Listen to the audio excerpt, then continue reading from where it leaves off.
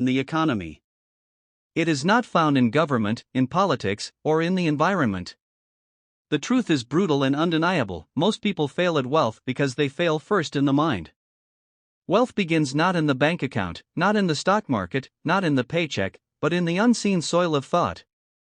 Napoleon Hill once wrote that thoughts are things, and not mere fleeting sparks, but powerful forces that shape every action, every choice, every destiny. Most people never understand this. They believe wealth is reserved for the lucky, for the chosen few, for those born with the right surname or the right connections. They hand over their power to circumstance, and in doing so, they chain themselves to mediocrity. Look around you. The people who built empires, the men and women who shaped industries, who turned ideas into monuments, Henry Ford, who transformed a horseless carriage into a revolution, Thomas Edison, who lit the world with his persistence, Andrew Carnegie, who rose from a penniless immigrant boy to command steel and reshape a nation. They did not begin with wealth.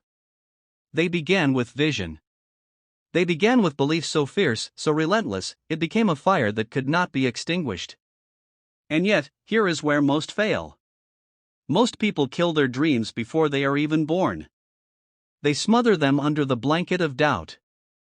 They whisper to themselves, "It's not possible. It's too late. It's too risky." And in that whisper, they seal their fate. They choose safety over greatness. They choose excuses over effort. They choose to remain average, when destiny was calling them to be extraordinary. Wealth is never an accident. It is not a lottery ticket waiting for your lucky number to be drawn. Wealth is the byproduct of a mind that has been trained, disciplined, and directed toward a definite purpose. But most people never choose a purpose. They drift. They wander. They live by default, not by design. Like a ship without a captain, they are tossed by the winds of circumstance, hoping one day to arrive at a prosperous shore. But ships without captains do not find harbors. They break against the rocks. You must understand this truth: failure at wealth is failure of vision.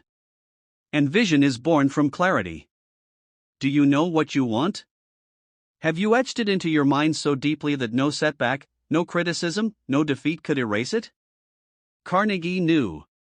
He demanded it of Napoleon Hill when he charged him with interviewing the greats of his era.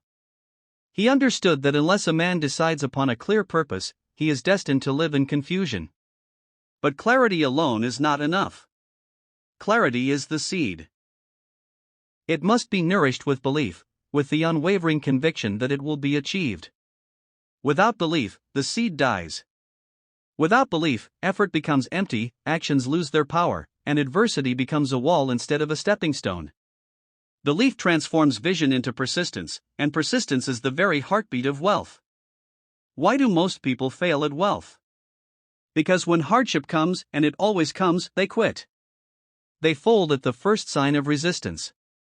They do not understand that failure is not the end, but the tuition you pay for greatness. Edison failed 10,000 times before lighting the world. Most people won't fail 10 times before abandoning their dream. And that is why they never taste the sweetness of success. To break free, you must rewire the very fabric of your thinking. You must declare war on mediocrity. You must rise each morning with a burning obsession, not a passing wish. You must replace the language of excuses with the language of power. No more "I can't," no more "maybe someday." Wealth does not respond to hesitation, it responds to demand. Life gives to the bold. It gives to the relentless. It gives to the man or woman who looks at circumstance and says, "You will not define me. I will define myself." Wealth is myself. Wealth is not money. Wealth is freedom. Wealth is choice. Wealth is the ability to bend reality to the vision you hold in your mind. And if you do not take command of that vision, if you do not sharpen it, nurture it, and protect it, then the world will shape it for you, and the world will always shape you into something less than you are capable of being. So ask yourself this: are you drifting, or are you steering? Are you living by design, or dying by default? The world is filled with men and women who could have been giants, but chose to remain small. And the only thing that separates you from them